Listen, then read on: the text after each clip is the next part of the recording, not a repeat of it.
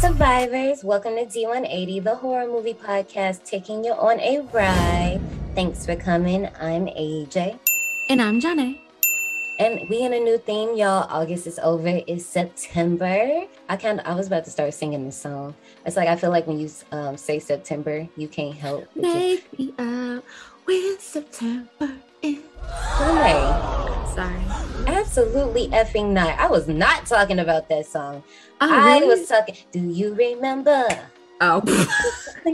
Girl! Wow, it's two types of people in this room. That is wild. Okay, we're just gonna brush past that like she ain't just sit there and wow. Ooh, Jesus. Okay.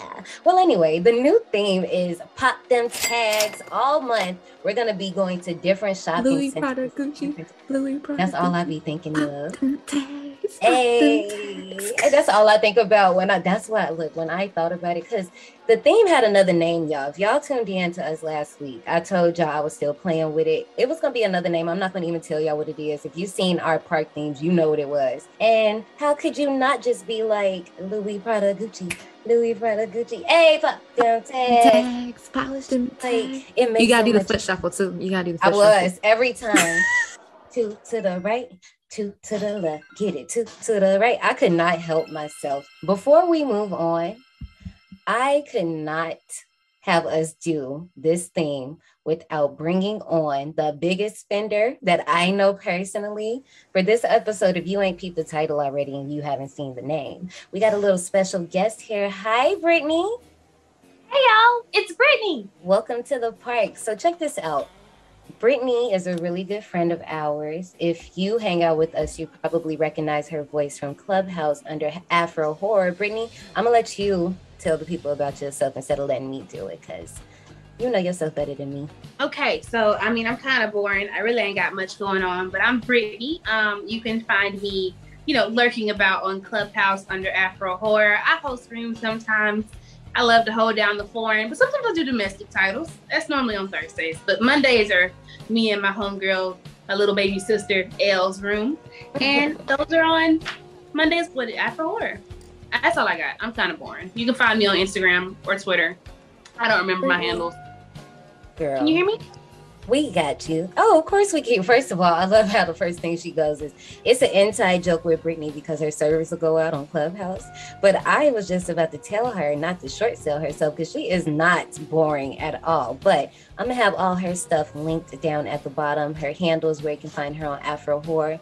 So you guys can witness this for yourself, because I'm telling you, if you have not been in the room with Brittney, it's a different experience for real, for real.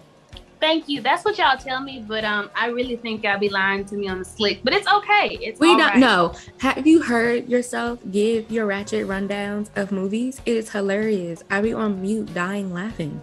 No, I really haven't heard myself. That's literally how I think, though. I'd be like, oh yeah, this person is straight tripping. I'm like, you should have died. You should have knocked off. I don't know what's happening with you.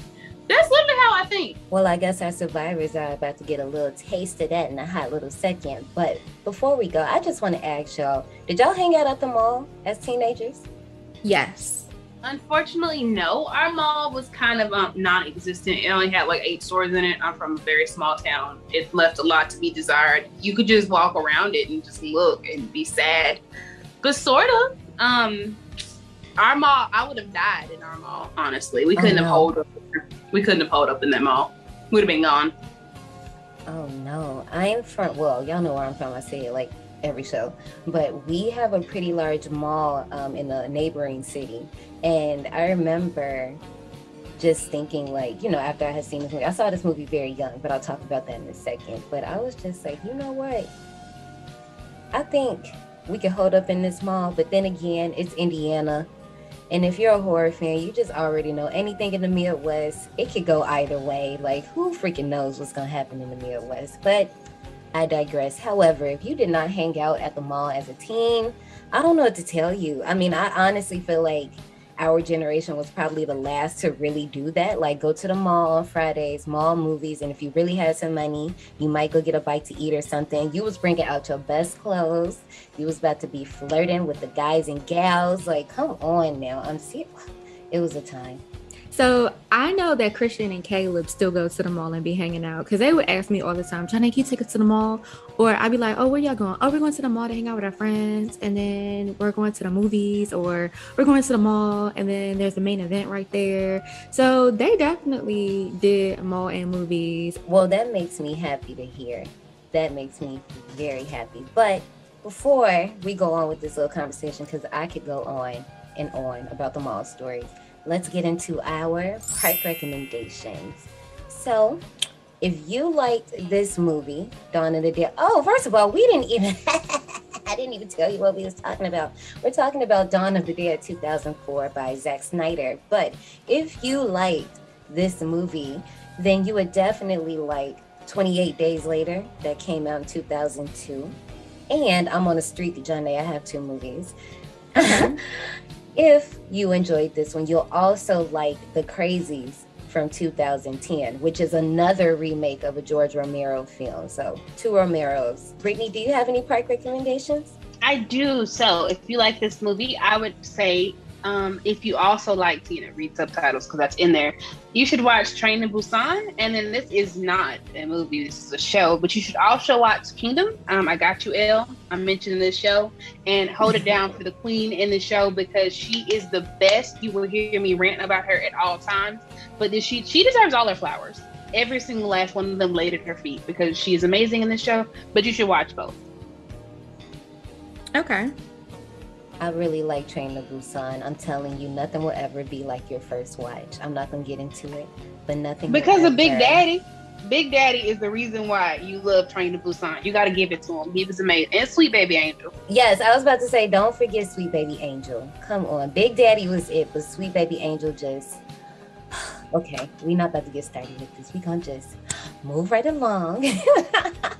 So what I was gonna say earlier is, my first experience with this Dawn of the Dead movie, I was 12. My mom swears up and down she does not remember, but that's fine because she does me like that all the time. Y'all know my mom worked at Walgreens, so she was always bringing home DVDs, CDs, and the like. And she brought home Dawn of the Dead, and she was like, we're gonna watch it. Girl, listen, that opening scene took my little 12-year-old butt out. I just was like, why am I watching this? Like, what is going on? What's happening? I know I said I like spooky stuff, but this, because I was just like, for me, I was just like, this might happen. Like, what we about to do? We live in Gary. I can't really tell you when I first started watching this movie. My bad ass. We had DirecTV. I don't know how fucking old I was, but I know I was about like between 8 and 12, that little age range. So give me about 4 years in between there. And I was like, okay, I'm gonna watch this. It seems good, because I was all about horror. You couldn't tell me nothing. So I was like, okay, this is great. I fucked up and watched that movie, y'all. And this is one of the first and only horror movies that truly terrified me. I'm scared because I didn't know about the original. Had no clue that existed, and I was like, oh my god, zombies can run. This movie fucked me up. They were hauling ass. They were. Listen. And I'm like, okay, of course we had 28 Days Later, which came out in 2002, but I didn't see that first. The zombies are fast in that one, but I didn't see that first. This, I was just like, oh hell no, that's not gonna work out for me. Johnny, was this your first time watching this? Yes, it was.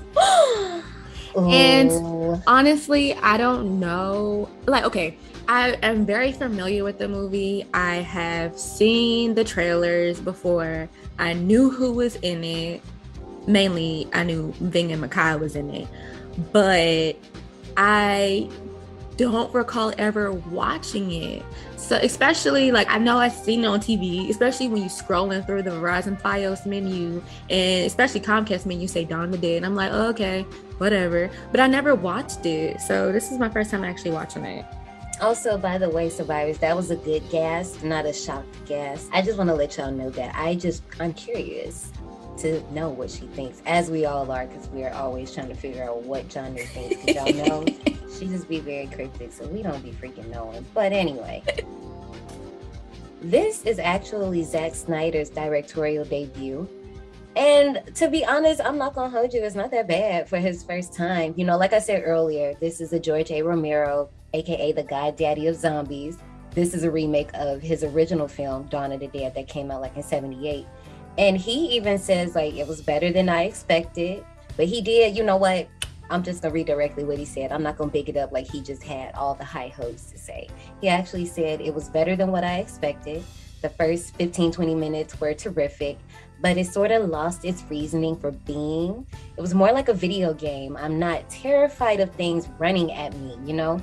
It's like Space Invaders. There was nothing going underneath. But I mean, you know, you're gonna feel how you feel, and I respect your decision, but it is what it is.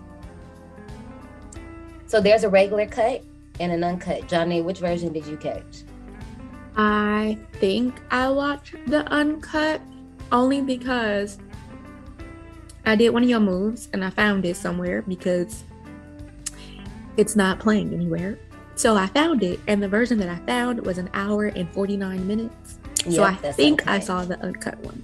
Yes, that's uncut. So we all watched the uncut. I just wanted to see. And I mean, honestly, to be honest, just like Johnny just told you, it's just an additional 9 minutes, and you get a little bit more gore, more blood, and slight character development. It's just slight moments. If you've seen the regular version, I've never seen the original version. My mom brought home that uncut version. I've seen it all, but you know, it's just like little slight nuances, and of course we'll be telling you that.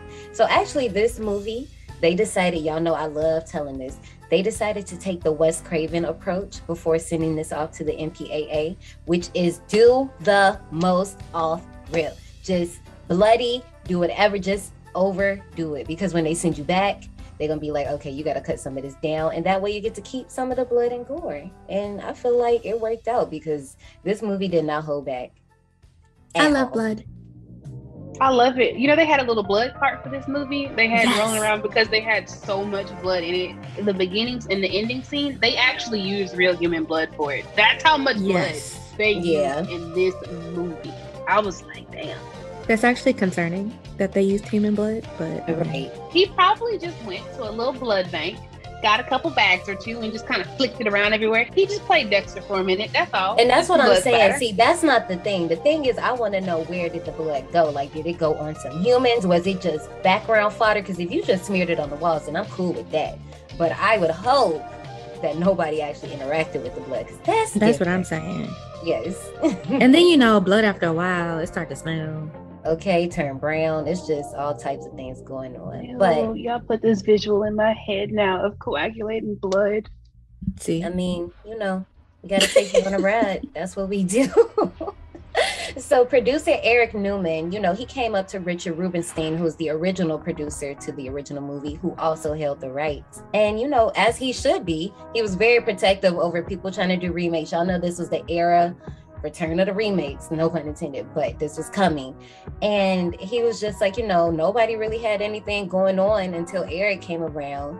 And I was like, oh, okay, this is a little cool. I guess we can go forward with this. And then you got James Gunn on the screenplay.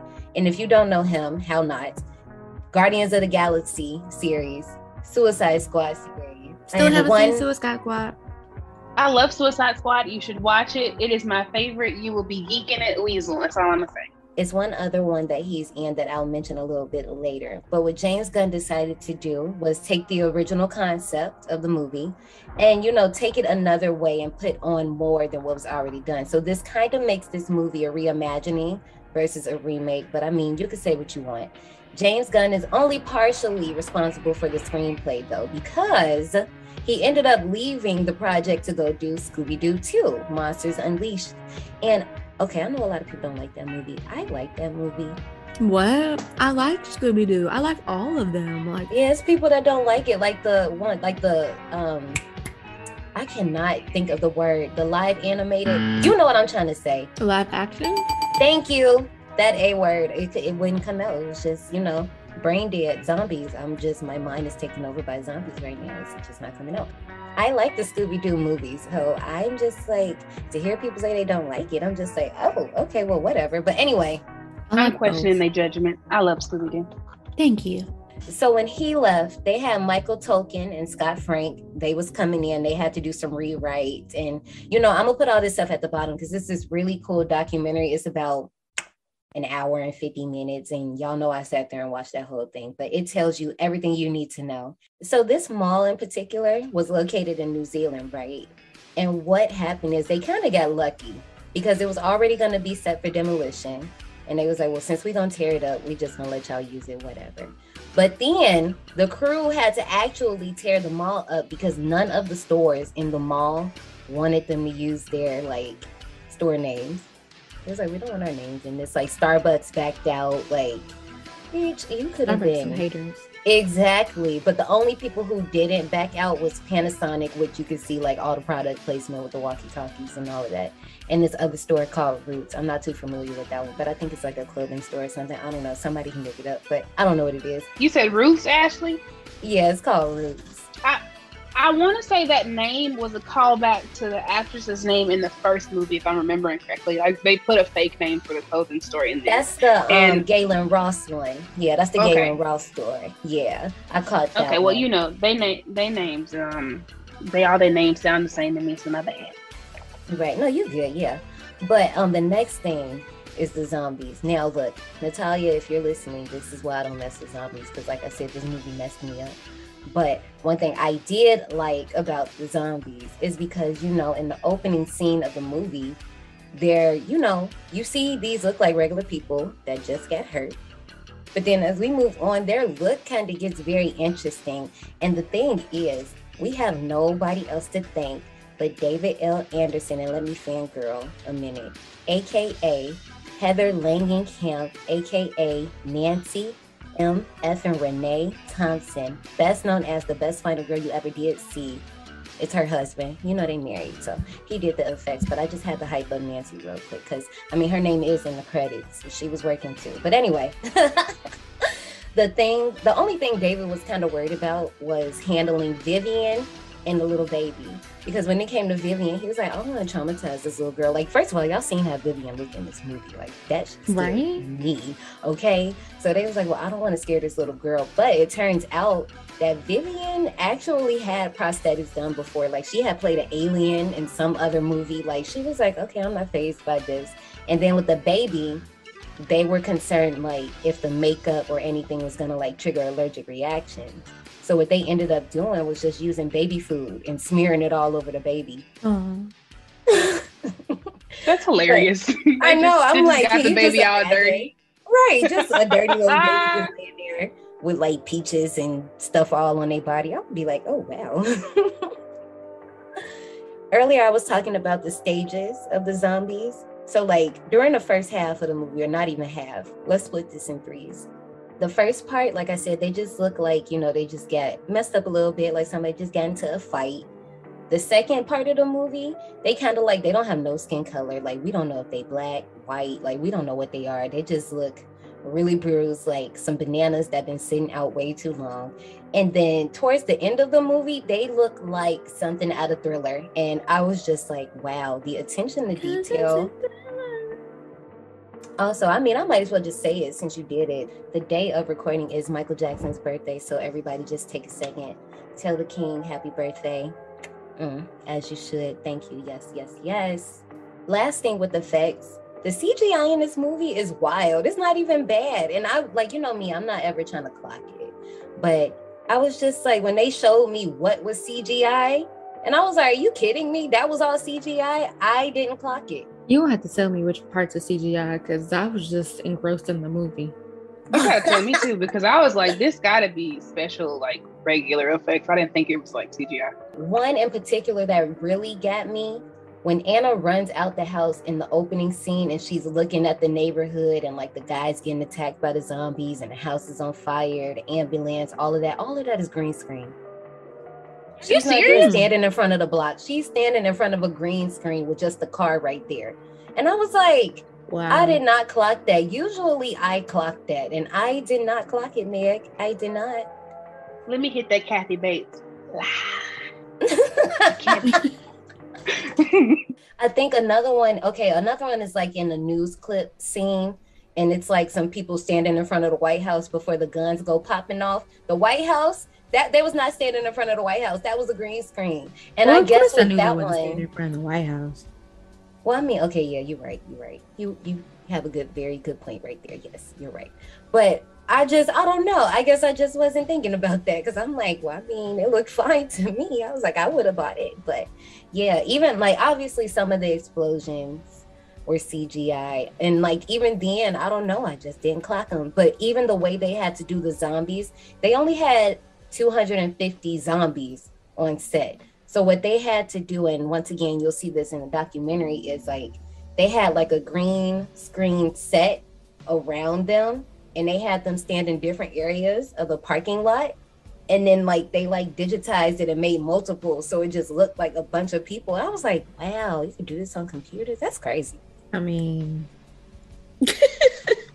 I know you can do with computers. Yeah, I'm like, I know that, but I'm just like, I guess the thought process behind it, because I mean, you could have fooled me, but I mean, I watched Michael Jackson's This Is It video when they had the 11 dancers and they turned it into 400 dancers. So I mean, it's the same concept, but just seeing it, you got to watch it in a documentary because the way they do it is so clever. And you're just like, wow, like, look good to me. I would have never thought. But last thing before we wrap this up, let's get into this cast.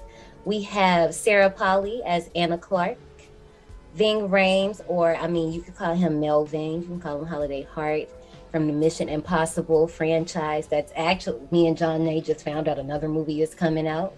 Why? Yo, he's currently filming 7 and 8 right now. Like, I just. You gotta get that money. I mean, I understand, but y'all know how I feel. Just taking it out on all the franchise. At first, I thought you was just having a thing with horror franchise, but I see you got a vendetta against all franchises. You just like, no. Because once it gets to a certain point, can we just wrap up the story? I swear, I ain't never seen Mission Impossible, and I can pretty much tell you I'm probably never gonna watch it. But I do gotta agree. Like, let it die. Like, one example, Fast and Furious. Hello. It should not be going anymore. Thank you. Oh my God. Let it go. Just tuck it away, put it to bed, and stop making movies. Y'all got spin-offs for spin-offs. At this point in time, y'all are just trying to take all of the fans' money, and they are giving it to you. They are happily giving it to the little greedy people.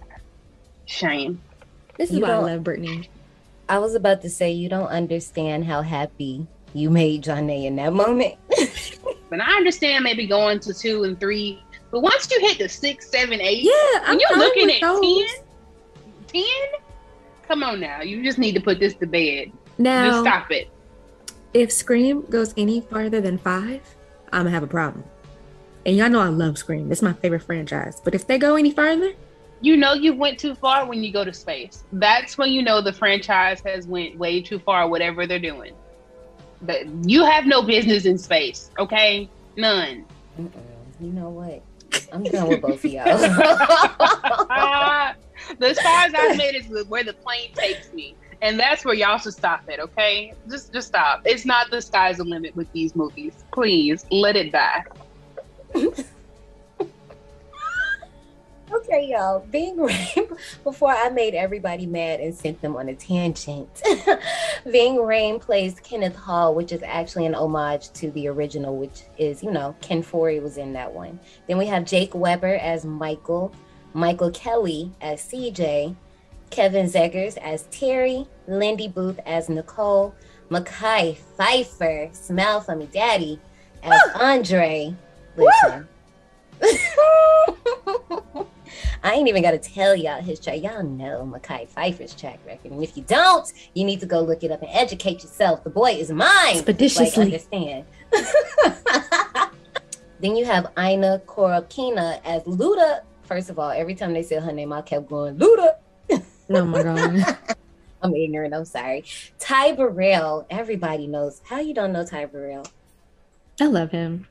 He's so good in this movie as Steve Marcus, Michael Berry as Bart, Jane Eastwood as Norma, Golden Brooks as Alina, Boyd Banks as Tucker, R.D. Reed as Glenn, Kim Poirier as Monica, Bruce Bone as Andy, and Matt Frewer as Frank.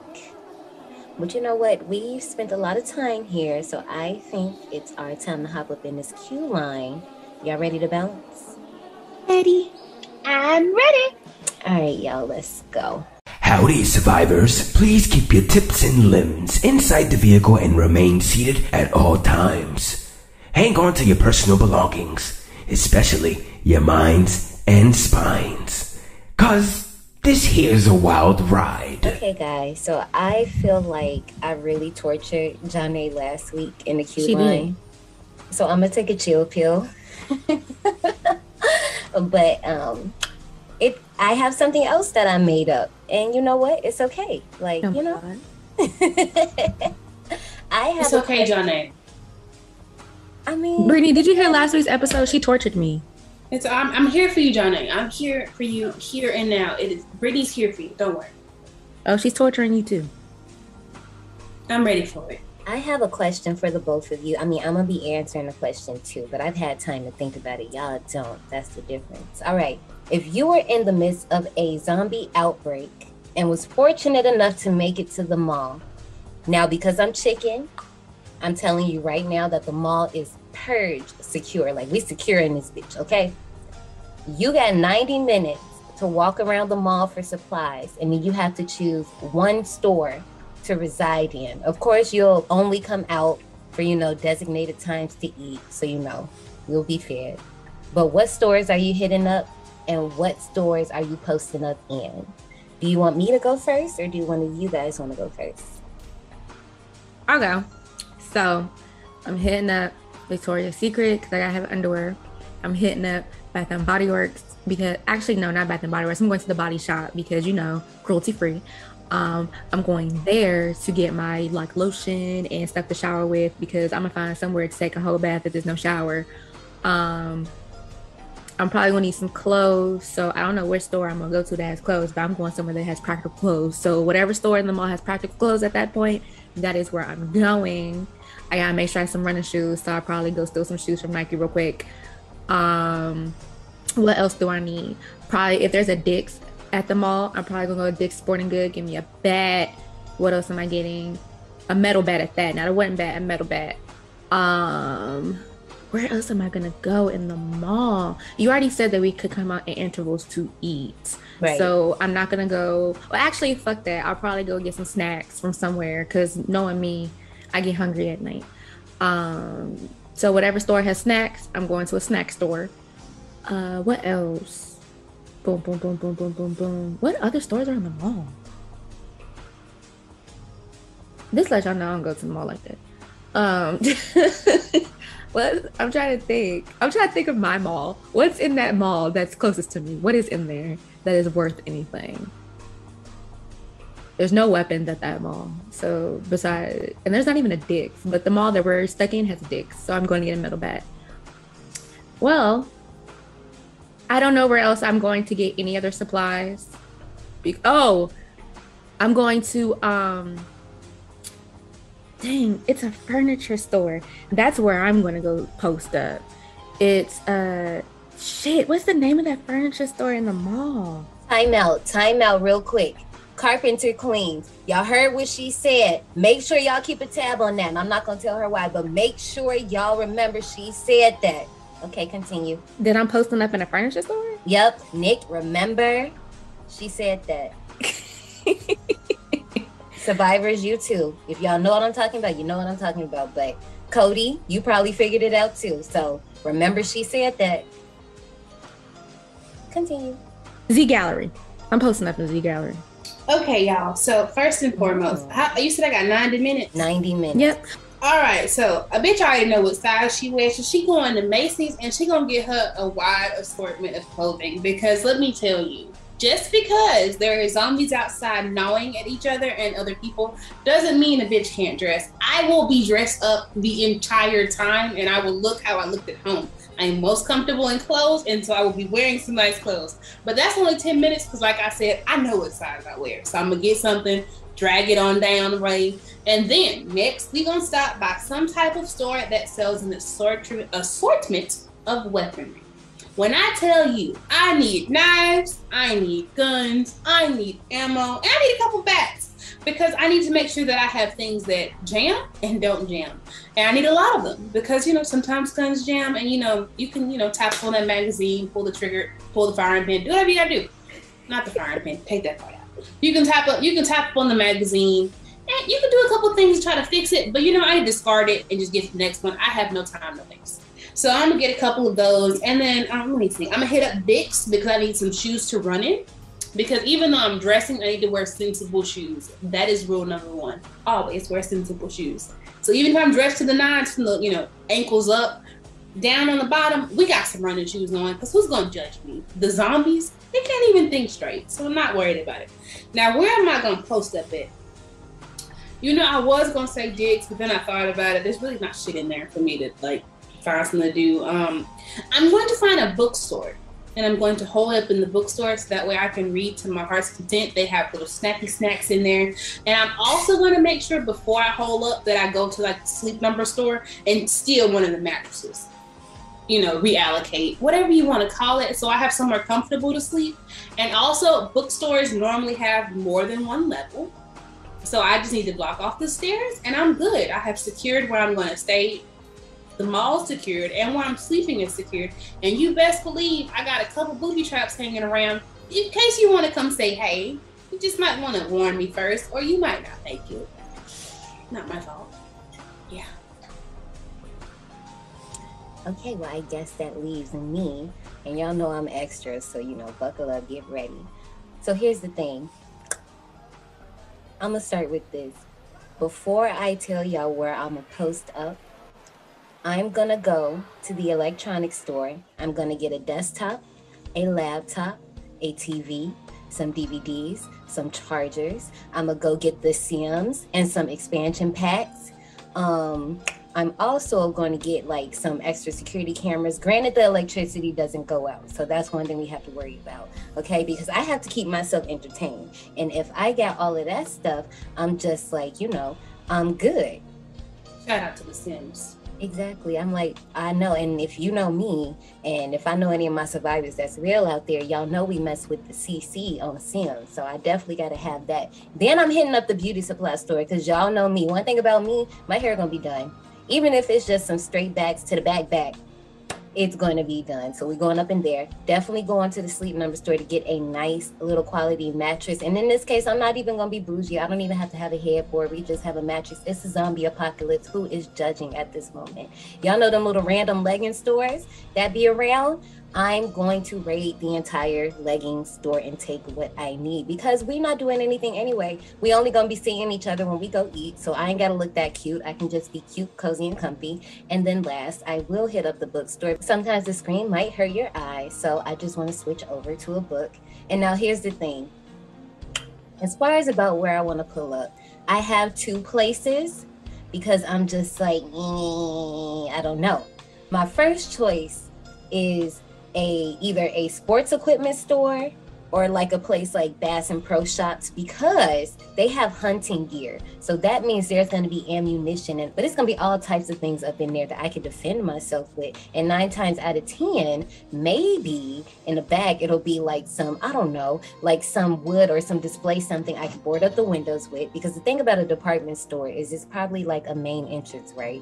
And being in those type of stores, you just got to be on high alert because you got so many entrances and exits. So you got to board all that up. So if I'm in a store like that, I don't have that problem. However, I would also want to post up in Burlington. If you know me, y'all know Burlington is my favorite place because everything is up in Burlington. I ain't got to worry about clothes. If I just want to look cute one day, I ain't got to worry about makeup, hair stuff, pajamas, shoes, furniture, and they got snacks. They got water bottles. They got cologne and perfume. Everything is up in Burlington, and I can just, I feel like I would be fine in there. I just don't know. It's just a toss-up. But if I don't go to the sports and equipment store, I'm gonna have to actually, run up in there and arm myself. But that's what we doing with that. Y'all, I would be happy though. Happy as hell in a zombie apocalypse, trapped in a mall. You know how many clothes I get to wear? And I don't have to buy them. And that's what I'm saying. The mall is literally the perfect place because you can literally just, shop around. You can discover some new stuff. That one store that you always pass in the mall that you never thought about, go check that out real quick. And like I said, this mall is purge protected. So at the moment, even though I did say earlier, you got to worry about the doors just in case, something might short circuit and, things happen. But it is what it is. Survivors, I want to know where y'all would post up in the mall. Or, what things do you think are essential to surviving the zombie apocalypse inside of a mall? You can let us know over on our Twitter, and then we'll get back at you on there. But for now, I think it's our time to get up on this ride. And when we come back, we'll be talking about 2004's Dawn of the Dead. Hey, Vivian. Anna, look, I can go backwards. Let me see. Hey, that's amazing. Hey. Hey, you.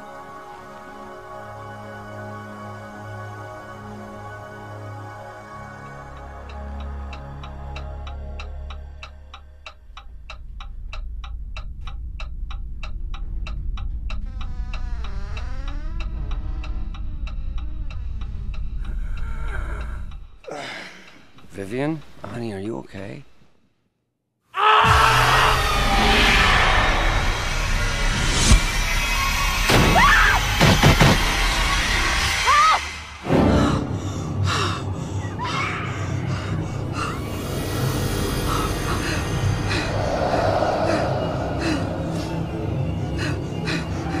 Officials have declared a state of emergency. Everybody they kill gets up and kills. Residents are advised to find a safe place and stay there.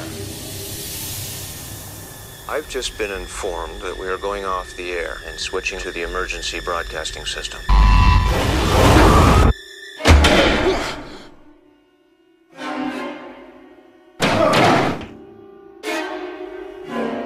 Look up the road, there's a lot more of them. Why are they coming here? Maybe they're coming for us.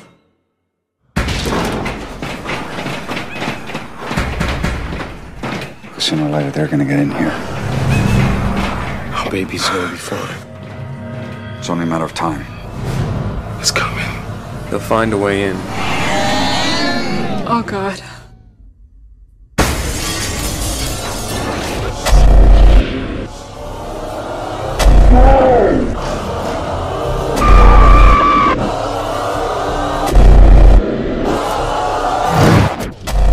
This trailer, for me, it was really, really standard.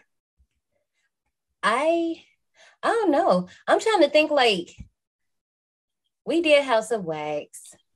I'm trying to think of all the movies we did in like the early 2000s era and what those commercials look like. This one, I don't know. I don't know how I feel about it too much. I thought it was interesting that the trailer cleaned up all the blood off Homegirl before she got in the car, and it cleaned up Zombie Kid face in the beginning. What version you watched? Mine didn't look like that. Oh, the trailer I watched did. I don't know. Her face was messed up when I seen it. Because, like, it basically, the one I watched basically showed you a mini version of the opening scene. But it was, like, past that. But it was more to it. But, yeah. It showed you the night and day one. Well, night and dawn. But see, the one that I watched is CGI the blood off of Homegirl when she's standing outside the car, and it's CGI zombie girl face to make it look like her face was normal. I wonder what that was about. Yeah, the one I watched was the same way. Like, she was strangely clean when she ran outside. There was nothing on her. And, I don't think old Buddy was in the street. And then even when they got to the mall and, they standing in the mall and like the group, her blood wasn't on her clothes. It was white and gray because they CGI'd the blood off her clothes. Yeah, no, my commercial. My trailer wasn't like that, huh? Well, maybe that's why. Because mine, basically, like I said, it was just a mini version of the opening scene and a little beyond through the rest of the movie. But it had title cards of like the movie's tagline going through it as well, like in black card. So yeah, I don't know. Well, I had a very good time doing my deep dive on this movie because it was a lot to watch on this one. But we start our movie with Anna, who's finishing a long shift as a nurse. She has one more task of finding a patient who, for some reason, had a head scan despite only coming in for a bite on the hand from a bar fight. And first of all, let me tell you something. This doctor is a butthole. First of all, she was supposed to be off an hour ago. All my nurses out there, all my people that work in the medical field, my heart goes out to y'all because I know my sister is a nurse and I just know she be telling us how they just be doing. And I appreciate what y'all do. But I'm just saying that doctor, he was like, you need to go find that patient. I'm like, baby, I'm off. What you mean? Well, anyway, returning to her suburban neighborhood, she greets her neighbor Vivian and her husband, Louis. Time out now. Was anybody else bothered by the fact that she didn't change her clothes before she got into the bed? Like, since you work in a hospital, those scrubs, they don't need to touch your sheets. She was nasty. But I mean, I'll get into this in a second, how nasty they really are. But that's just how they are, I guess. Because, no. Even if I go outside and outside air, they ain't touching my bed. So I don't know what's happening with her. That's work right. air. Like I said, you work in a hospital, so you coming in contact with a lot of things. Like the first thing I feel like you would do is at least like strip down. At least if you're not gonna go take a shower, strip down at least. Caught up in a scheduled date night, they actually end up missing an emergency news bulletin. And I had to think about it. It's 2004, so it wasn't like iPhones was really like catching fire yet. They was there, but they wasn't like, on it. But I'm just like, it's really messed up because you really did have to like rely on the TV and radio for real. Like it wasn't just like all of our phones just go off at the same time and we just see what goes on. But since they missed it, the next morning, Vivian just wanders her little butt up in their house.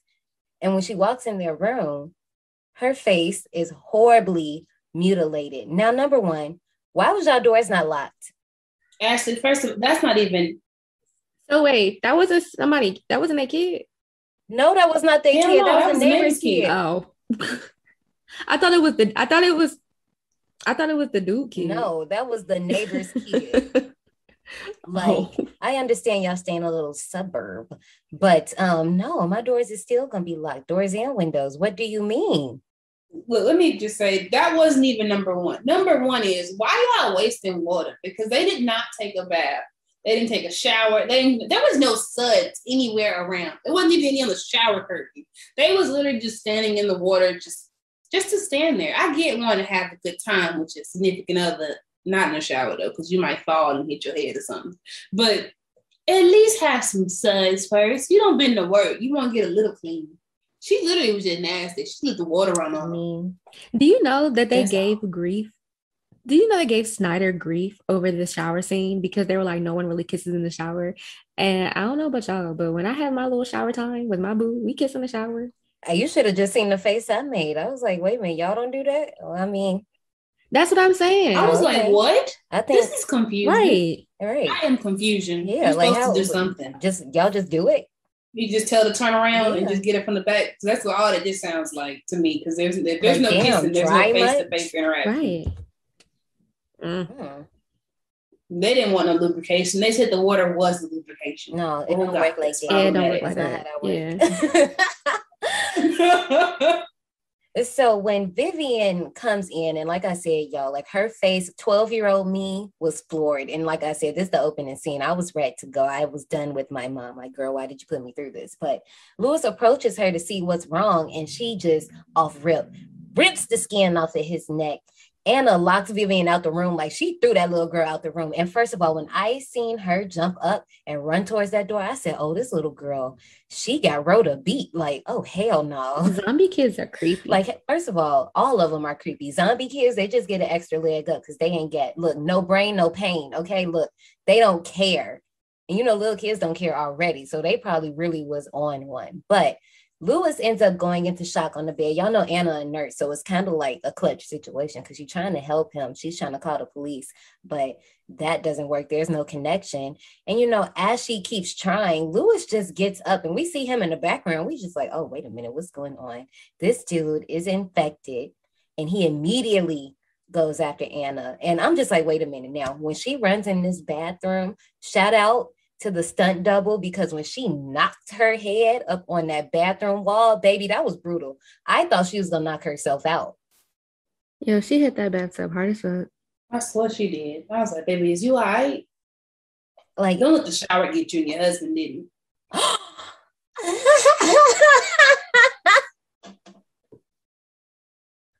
You funny. I was just like, you know how sometimes when something happens on screen and you can feel it yourself? Yeah. That was one of them moments. So she ends up escaping because thank the Lord she had a window in her bathroom, because if she didn't, she is going to be chopped liver, honey. But she flees in her car, drives away, seeing all the chaos around the neighborhood. Its house is on fire. There are zombies attacking the neighbors. One of her neighbors that held her at gunpoint just got ran over by an ambulance, the Final Destination style. I was just like, this is crazy. So, you know, Lewis comes chasing her. This is when she really gets in the car. And this is when we seen with Vivian. We saw her come towards the door. But when we're with Lewis and he's chasing her and she's in the car driving, we see that these some new zombies and these mofos run fast. Like, listen to this. Y'all remember that Even Stevens episode when Donnie got that scholarship because he can run like as fast as the car that was going 40 miles per hour? That's how these zombies is. Just imagine these zombies coming at you. I'd be terrified. Maybe they didn't have no limiters. They was gone. This is how fast you ascribe to be. As fast as these zombies. This is what you need to look out for. So as Anna takes off, she's like, it's all this chaos going on. And this is one badass opening scene. I think I done said that like 5 times already, but I just cannot get over it. Especially like when she pulls up to the bus and you see that lady getting torn up. I was just like, oh my God, this is too much. That white man tried to steal her car. First of all, honey, rewind. Why was your car door unlocked? The first thing I do when I get in my car before I even put my seatbelt on is lock the car. See, I got that good car. You get in, doors locked. Well, I mean, yeah. As soon as you drive a couple feet. Yeah, like soon as yes. But still, my doors are locked. Why were your doors not locked? That's the problem with our good sis. She was doing a lot of looking and not a lot of getting the fuck up out of there. Yes. Because everything, she was sightseeing through it. Everything. I'm like, baby, if you see the world's going to shit literally in front of you, run. And if you can't run, you got car, get in it and drive. But you're not driving, you literally going slow. You just, let me look down the street. No, ma'am, I am going as fast as this car can take me. I am swerving. You might as well play a little Ludacris in here because I'm gone.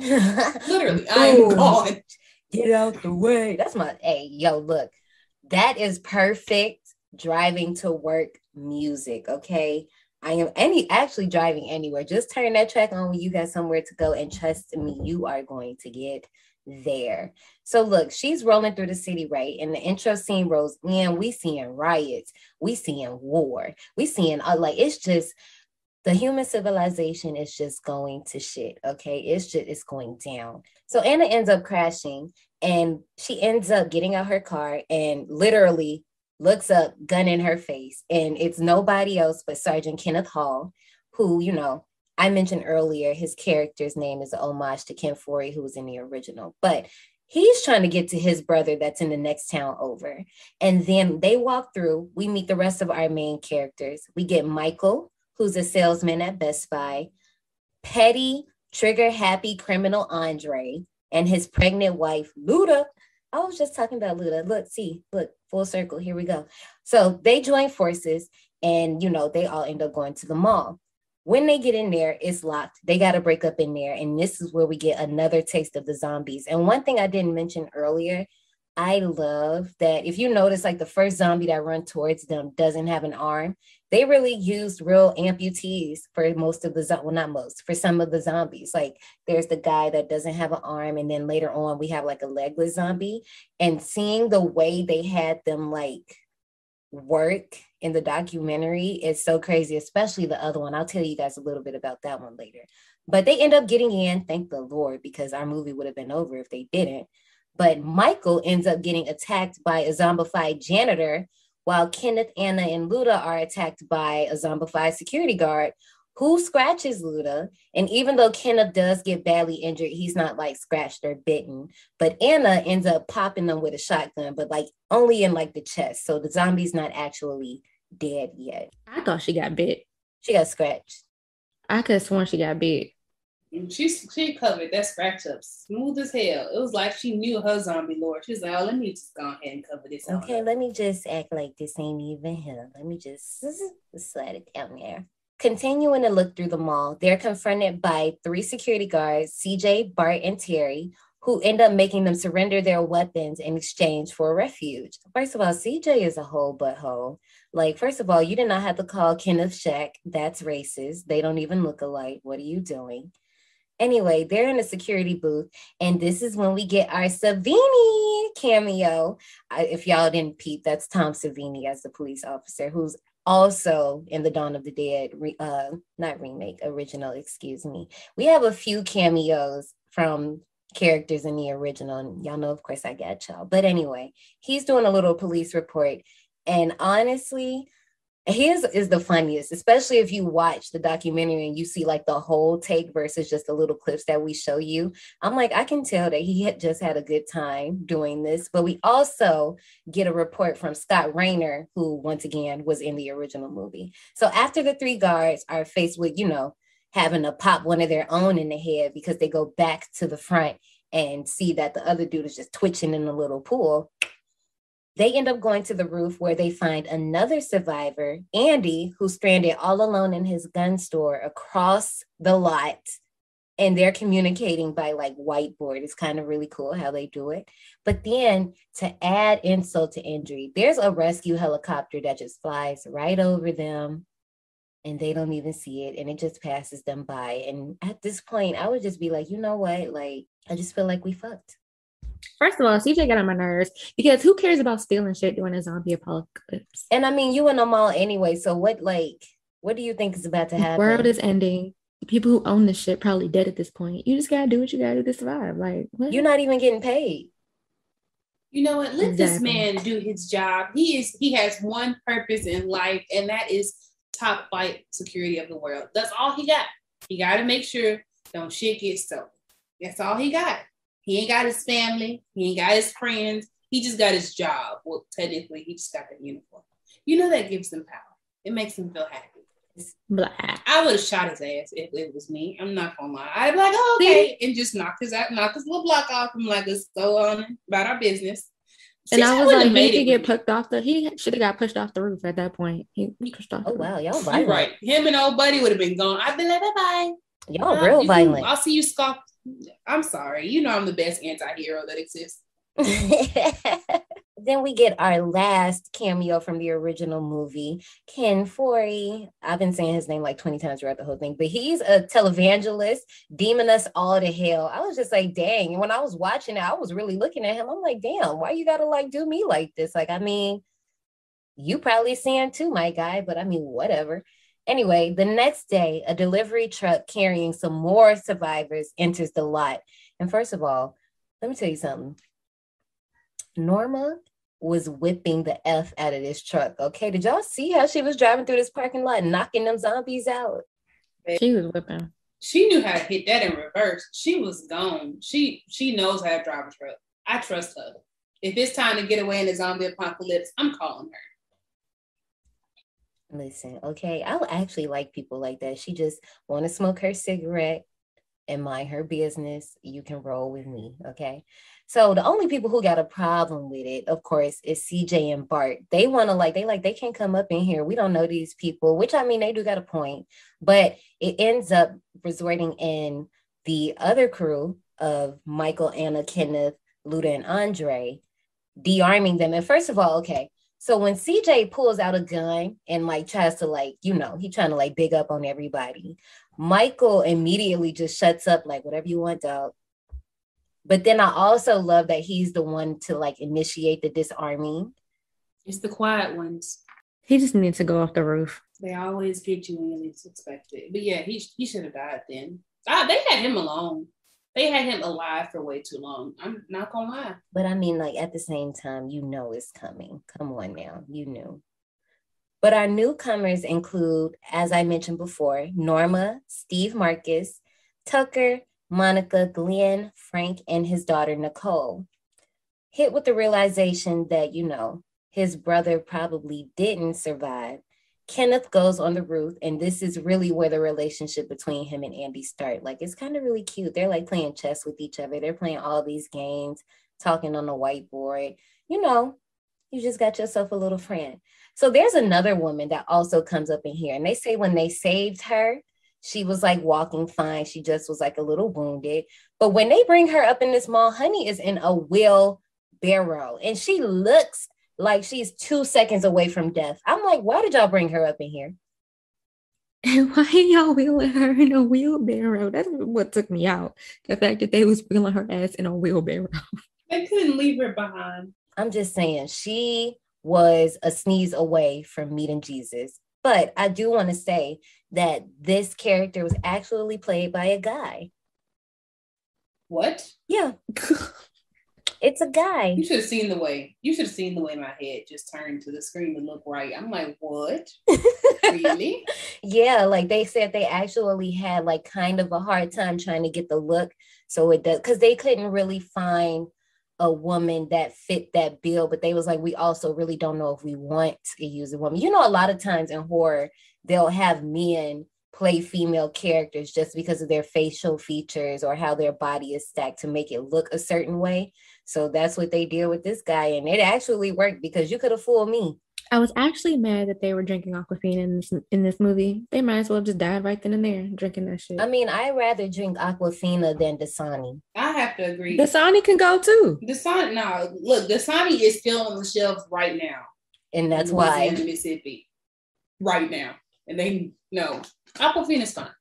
You can drink Aquafina. That's why I'm like, I'd rather drink the Aquafina than the Dasani. If you hand me Dasani, I'm throwing it back. Baby, you might as well go ahead and drink out the river. Right. Anna ends up draping the woman in cloth because, like I said, she was 2 seconds away from death and she ended up dying. But quickly, the woman reanimates and charges after her. First of all, let's just talk about how the little security guard, I believe it was Terry, just dipped. I'm like, why are you here? This is not in his job description. He did not sign up for this. And he doesn't have to be there. He bring her. Like I would have. I'm just lying. I wouldn't have been there in the first place. I would have killed her. Oh. But yeah. This is when Anna theorizes with the group that the disease is passed by getting bitten by infected individuals. And, she already seen this with Lewis. So I'm like, girl, you knew this was the case already. So I mean, like, maybe she just needed to see it again for, you got to test stuff out, scientific theory. But anyway, when she says this, Andre sneaks himself and Luda away because remember I said earlier, she got scratched and, they trying to keep it on the hush hush. But then this is when they also point out that Frank had been bitten and he might be a potential threat. So after some debating, Frank is just like, you know what, y'all right. It's inevitable. I'm going to turn at some point. So it's the part where he not bonds with his daughter, but he has this little moment with his daughter before, he ends up turning. And it's so sad because she can't even bear it. And she ends up like running like away because she doesn't want to hear the gunshot. That's so sad because also it's Sergeant Kenneth that ends up having to kill him. But so besides Kenneth and Andy building a little bromance between each other from across the street, we also get like Anna and Michael. They got a little thing going on. And then Nicole and Terry too. And I'm just like... Okay, never mind. Sorry. Go ahead. I mean, go ahead. Because you might be feeling how I'm feeling. No, it's not about Anna and Michael. What was it about? It's about niggas recording themselves fucking in the middle of a zombie apocalypse. Oh, Jesus. The little montage. I didn't even mention that yet. Wait, you got a problem with that? Because let me go ahead and tell you. If the world's ending anyways right outside my door, I might as well get a little frisky on camera a couple extra times before I head out. I see no problem with it because I already been hit up the lingerie in Macy's. So might as well get fucked in it. Like Just Tommy saying. Lee and Pamela getting on the camera. Okay, let me quit. Gucci said best. 'Cause I'll be there. Oh my gosh. Because it's for real. Like everybody like is doing their own thing. Like first of all, let me tell you something. Who was it? It was Glenn that was up in the shoe store trying on the shoes for me. I was like, you know what? That definitely is me. He is me. I love that he was living his best life. I had did them too. Shoes on deck. He had them kitten heels, and I was like, "You step." I was just like, I want to be his friend. Like, wait, what store he's staying in? I'm going. Come on, friend. He an organ player at the church. I love it. I'm gonna talk about that in a little second. At some point, something has to go to shit, right? The power just goes out. And then Michael and Kenneth, they go to the parking lot because, it's an emergency generator down there. And at first, really, it's Michael, CJ, and Bart. But then Kenneth has this badass scene. Y'all know we love a badass black man. And he just takes over the whole situation. We love it. Anyway, they get down there and they hear something. And Bart, paranoid. It ends up just being a dog, a little good boy. But suddenly, because Bart's head wasn't on the swivel, he suddenly jumped by a legless zombie. And this was the one I was telling y'all about earlier. Y'all have to see how they had this zombie working because it was crazy. But the zombie ends up fucking him up and he gets bitten. He's screaming. And because he's screaming, the other zombies hear him. So now they know where we all at. And y'all know they run fast as hell. So they are there in 0.5 seconds. And Bart, he just discombobulated. He overwhelmed. He don't know what to do. And because of that, Wink Leaks, they gotta go. So he ends up getting killed. Y'all, let me tell y'all, that zombie, look, I have to give him his props because you can tell what game he was playing when he was little a lot, what he was doing on the playground. He was really getting it, okay? Because he had the upper arm strength and he tagged that ass. Okay. But oh buddy, he a little baby. Oh, little baby. I was laughing at him because first of all, I'd have shot him in the head. Because you need to shut the fuck up. We get you already going. I don't know why they didn't just end him in his misery. Because talking about, don't leave me. Baby, bye. Go ahead and trip. Just stay back here and help give us the time to run away. I don't know what he was doing. I mean, when you think about it, now that he's dead, he can join that girl from Dairy Queen. That was actually a sad moment for me when he was talking about it and old buddy put in perspective, your mama dead, that girl from Dairy Queen is dead, everybody is dead. Your brother dead. I said, damn, you ain't have to say it like that. I mean, we know. Then the echoing of God Bless America is going on in the background. He's just laying there. I'm like, oh, this is terribly sad. Okay. Oh my goodness. That laugh did not match what I was saying, but it was. Oh, it's okay. I do it all the time. Our survivors, they get it. They're with us. So while they're trying to hold off the zombies, the trio end up dousing the horde in gas before CJ uses his lighter to just, set them ablaze. And they're all burning. And oh my God, them burning looks so good. They're actually on fire. Like they set them on fire. With fire stunt people, but it looks so good. I mean, just like in A Nightmare on Elm Street, it wasn't Robert Englund, but they set that dude on fire too. And I think that's the longest record for somebody being on fire. It might have been beaten by now, but I actually think. I mean, they set Crosby on fire too. Yeah, so that's what I'm saying. They got stunt people to do this stuff. Meanwhile, Luda, tied up by Andre at this point, because like I said, she was slowly turning. They was trying to hide that shit, but no, sis was looking bad, but actually she's really pretty. So she looked bad as she could look as a pretty girl, but she ends up dying. Once she reanimates, she gives a birth and Norma comes in to check on the couple and she sees this and she like, well, what the hell is this? And on site, this is why I said Norma would be on my team, because on site, she pulls out that gun and just Luda right in the eye. And Andre is like, oh, hell no. See, this is what we're not going to do. So they end up getting in a gunfight and both of them get killed. I was so sad because I'm like, you did not have to do that to Norma. You knew Luda had to die. Like, you knew she had to die. Like, why would you do that? You attached to a zombie and a fucking zombie, baby. What the fuck is wrong with you? That was his family, y'all. I get it. Ask him about his family. I get it, but I'm just like. They were already dead. Yeah, what was you gonna do? They weren't dead to him. Fuck that. They were still making noises. I know You heard Luda in there. No, she was making. She was getting it. And let her get attached from that bed or whatever the fuck she was on. His ass would have been dead. He ain't stupid. He's Michonne pretty much. I'm surprised he got that gag on her though, because it took him a second to get her mouth gagged. I'm proud of him. It looked like it paid him to put that gag on her too. Like, I don't want to do this. Like, baby, if you don't do it, you don't go ahead and gag her. I see you want to have your family. So let's just go ahead and cover all bases. At one point. Like, no, they weren't. He covered all bases. No, because at some point he might be playing with the baby, and the baby gonna bite that ass, and then his ass would have been dead.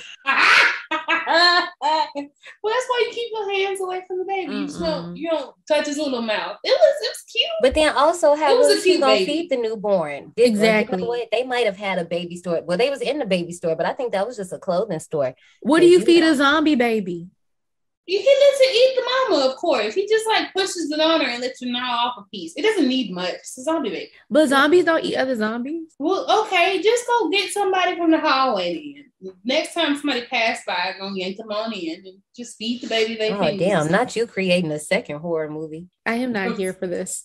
I am not What here. type of horror is it? Just like how he was feeding Audrey too. That's what he needs to do to somebody else. Go ahead with a gnaw, little fit, cut it off and let the baby gnaw on it. And there you go. Nobody's getting turned. Yes, there's a little bit of torture going on, but we're not gonna look past. We're not gonna see this. We need to feed the baby, feed the children. So the rest of the crew comes in, and this is when they discovered the little zombified baby girl, and Anna swiftly just pops the baby. Like, I mean, let it in where it began, I guess. I shot the hell out of that baby. I mean, yeah, you was gonna shoot it, but I'm saying it still makes it more sadder because it's just like, oh, well, dang, it's a little baby, but you got to listen to Brittney. Ashley, listen to Brittney. I sometimes swallow kids, every couple of weeks or something like that. So I ain't got no problem knocking this baby off. All right, I do it on a regular for my beloved. I ain't got no problem doing it for no stranger to send that baby on the stage. Goodbye. You are the weakest link. Love you, Brittney. What? But you know that it happens. Kids are swallowed every day. I know I said every week, but I was lying. They're swallowed. So I don't know why everybody got like, oh my God, it's a baby. You've done worse. You've literally done worse, okay? We got a little throat baby over here. Oh my gosh. This took a turn.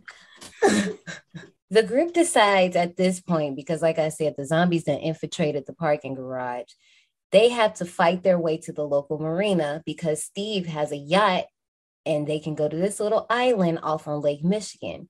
So, at this point, they're taking these 2 shuttles that's down in the garage and they reinforce them and they trick this out to a badass survival bus. And it's got me excited because I'm like, okay, van life in a zombie apocalypse. Where the hell is Exhibit? Because he needed to be there and walk out and show us them damn buses. Like they have the little holes where they can stick the chainsaws out and go and all of that stuff.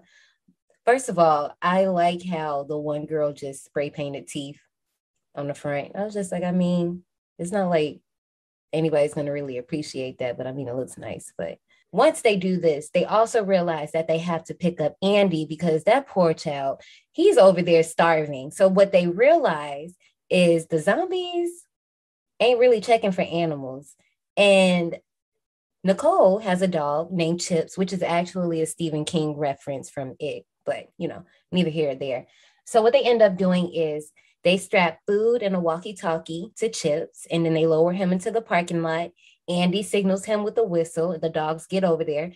But when the dog gets in the little trap door, so does some zombies, and they freaking get Andy. And I'm just like, damn, I didn't want Andy to get turned. Like this made me so upset. But my sadness was quickly replaced with I'm pissed because why did Nicole and her thin eyebrows panic for that dog? I'm like, sis, they don't want the dog. The dog's going to be fine. Why did you take the delivery truck, crash it into the gun store? And to get the dog, girl, the dog would have been cool. Because certain colored people love their dogs. And you're right. I love Bruno. But if he was surrounded by zombies He just have to starve to death because I'm not dying to save you. I'm sorry, Bruno. Oh, I love Maslow. Maslow is my homie, and everybody who hears me talk, Maslow's my dog. Maslow knows that I would do anything for him. It's like that song, I would do anything for love, but I won't do that. That motherfucking dog is dying. Okay. Exactly. If you over there and all of them is, and look, if you don't come when I whistle when it's time for us to load out, I love you, Maslow, and I hope that you can like scale your hierarchy of needs without me, and you can meet all of them because I'm gone. Mama gotta go. Mm-hmm. Mama has to live. Mama not risking her life for you. Fuck everybody else. I'm not risking my life for you. That's it. It's the end of the day. I mean, I feel you. I don't know. I have to. I just feel like she just effed up the money. There was a good thing that came out of it. But before I get there, I do want to say I like how beyond us knowing with the walkie-talkies that Andy got bit, when Andy goes back upstairs and writes on the whiteboard and it's just blood, I like that because remember, Kenneth told us that the zombies most likely work off their memory and habit. So I was like, I like that they kept that continuity up. So it ends up being Kenneth, Michael, Tucker, Terry, and CJ.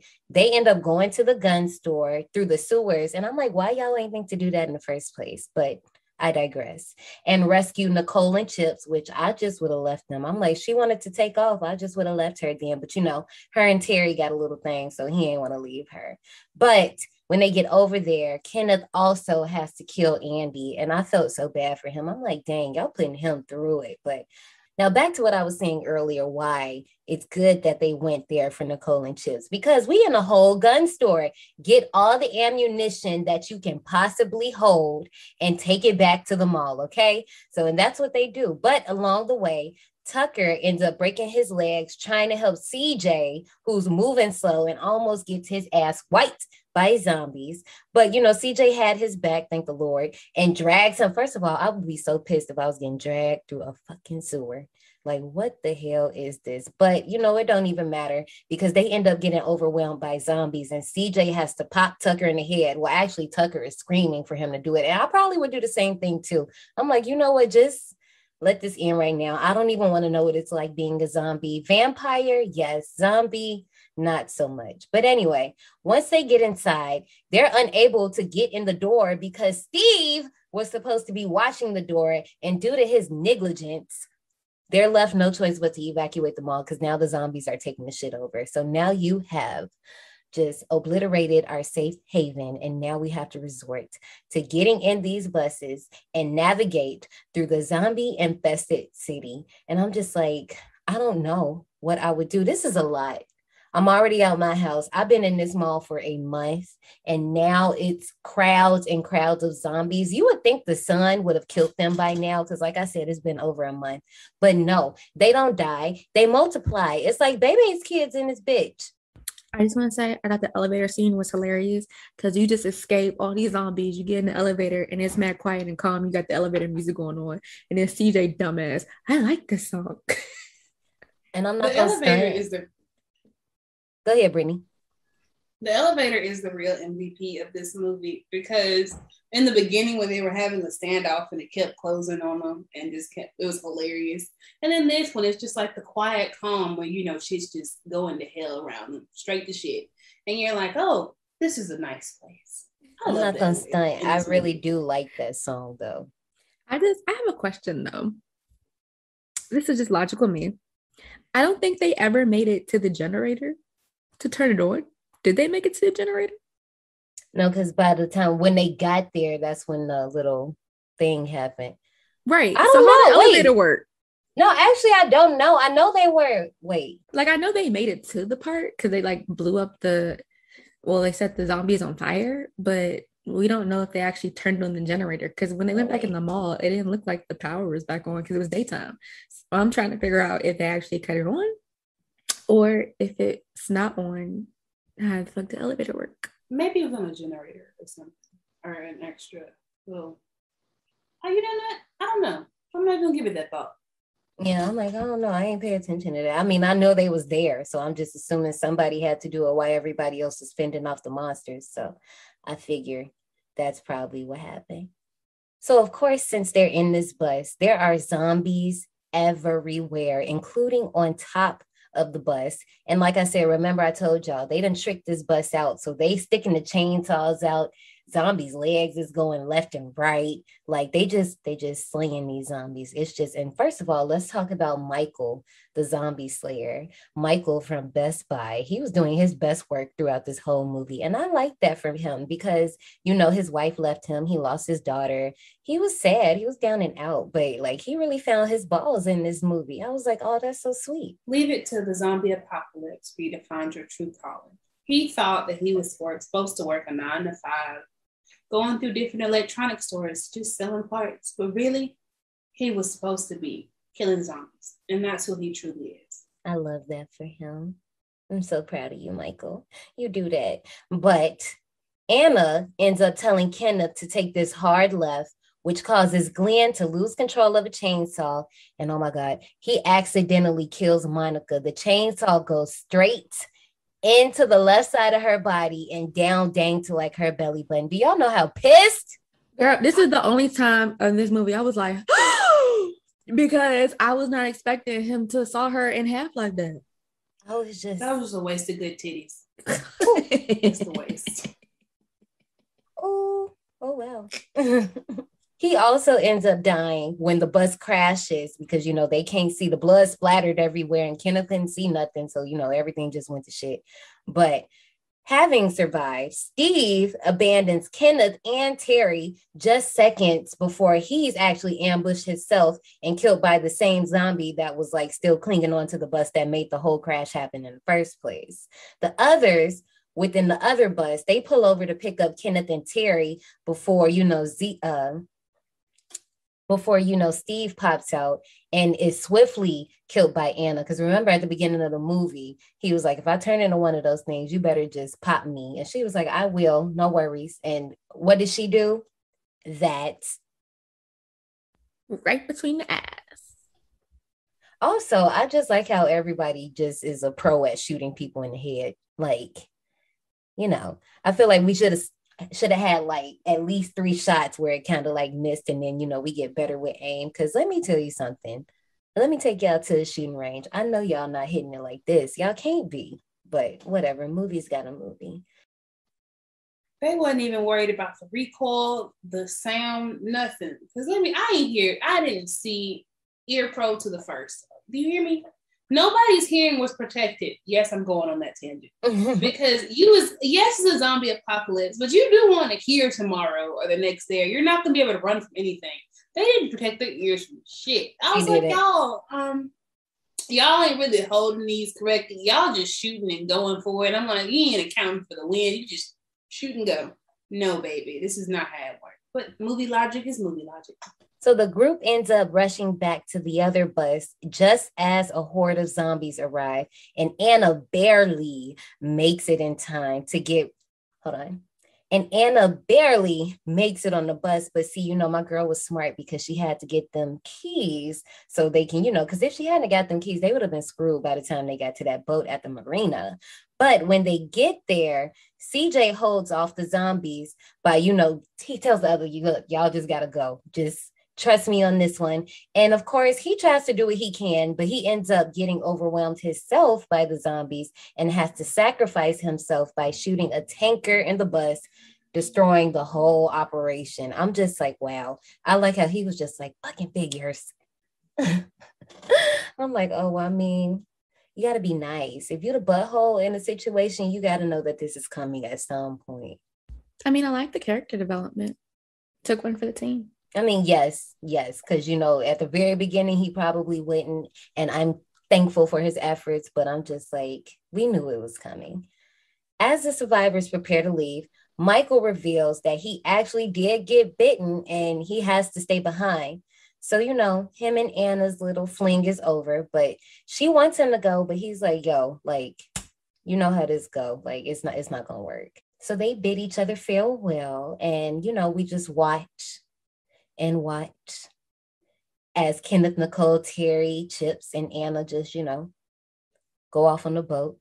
And we look back at Michael, and he pulls out this gun and just, trigger warning, guys, and just holds it up to his head And then we look back at Anna and we just hear the gun sound. And I'm just like, well, that's that. But that's not all. Nope.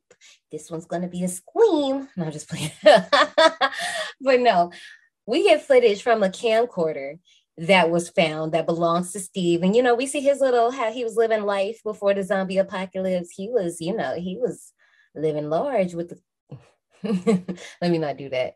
He was being Steve, just put it that way. Whatever you could imagine Steve being, if you ain't seen it, Steve was being Steve. We also see on this camcorder footage, the crew starts running out of supplies. They run out of gas on the boat. They find another boat with some supplies, but it's a freaking zombie head up in there. I don't know how the zombie head was just alive and kicking, but it was. They finally arrived to the island. And guess what, y'all? The island is in Zombie Island with zombies. Hell in there. And it's like, my thing is, you had to know that other people thought to go to this island. And, you could be like, okay, well, maybe if you shoot them all, you can inhabit the island. But the thing is, it was a lot of them. They was deep. They had some bad logic talking about. There's not a lot of people on these islands. Like, you had to know somebody else had that idea. I guess our only survivor is actually Chips. Him barking is just hilarious. The song that's playing is out in the ending credits of this movie is one of the songs that are playing in the beginning credits of Suicide Squad. I love that cover. I think it's funny because it's like this jazz lounge singer. And even during the montage when it's like, oh shit, come on, get up and get down with the sickness. I was in there. I was tapping my foot. I'm like, this is some banging music, but it's like a cover artist. Like, I really like it. You can get into it very easy. This one's, I think it's All My Friends Are Dead. I know which one you're talking about. I like that one too. Well, my survivors, you actually survived because that was Dawn of the Dead. I still feel the same way I felt about this movie when I was 12. That's why, like I said, like me and zombies, it's a no-go.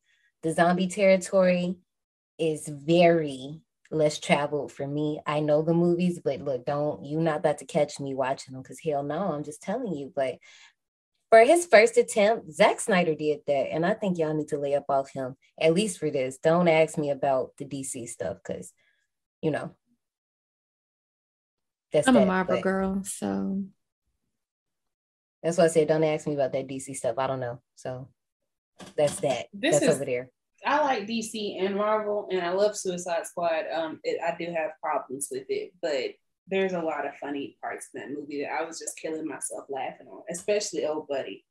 I forgot his name, but our favorite bad guy, his character in it, that was hilarious because it fit the actual comic books one. Let me look up his name right quick. No, I was fine with the Suicide Squad series. I'm just saying, don't ask me about no DC stuff. But what did you guys think about the movie? I loved it. This movie will forever have a place in my heart. I will never forget this movie. It scared me. It gave me nightmares. I had horrible nightmares with my family, reanimating as zombies and then chasing my ass down. So, you know what? I will always love this movie. Always, because of how it scarred my childhood. My bad ass had no business watching this. I just love zombie movies, period.